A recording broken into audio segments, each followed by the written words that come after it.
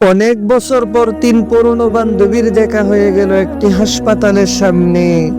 এতদিন পরে দেখা, কথা না বললে কি চলে? তাই তারা হেসে হেসে গল্পে মেতে উঠল।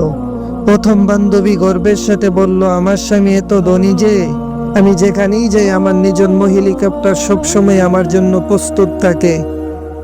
দ্বিতীয় জন হেসে বলল, আমার স্বামী একজন নামকরা ব্যবসায়ী, আমি কোথাও বের হলে আমার ব্যক্তিগত গাড়ি আমার পিছনেই থাকে, যাতে করে এক মুহূর্ত দেরি না হয়। তখন তৃতীয় বান্ধবী একটু লজ্জা পেয়ে শান্তভাবে বলল, আমার স্বামী এতটা ধনী নয়, একেবারেই সাধারণ একজন মানুষ, কিন্তু সে আমাকে খুব বোঝে, খুব ভালোবাসে। এমন সময় আকাশে হেলিকপ্টারের শব্দ শোনা গেল। প্রথম বান্ধবী বলল, এই যে আমার হেলিকপ্টার চলে এসেছে আমাকে নেওয়ার জন্য। তারপর রাস্তায় একটি দামি গাড়ি এসে দাঁড়াতেই দ্বিতীয় বান্ধবী বলল, এটাই আমার গাড়ি, সবসময় আমার অপেক্ষায় থাকে। ঠিক তখনই ওই তৃতীয় বান্ধবীর স্বামী আস্তে আস্তে হেঁটে এসে তার স্ত্রীর পাশে দাঁড়িয়ে বলল, অনেকক্ষণ ধরেই তোমার অপেক্ষায় আছি, চলো এবার বাসায় যাই।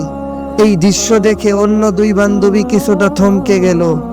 একে অপরের চোখের দিকে তাকিয়ে বলল, আসল ভাগ্যবতী তো আমাদের এই বান্ধবী, কারণ তার পাশে থাকে সবসময় একজন ভালোবাসার মানুষ।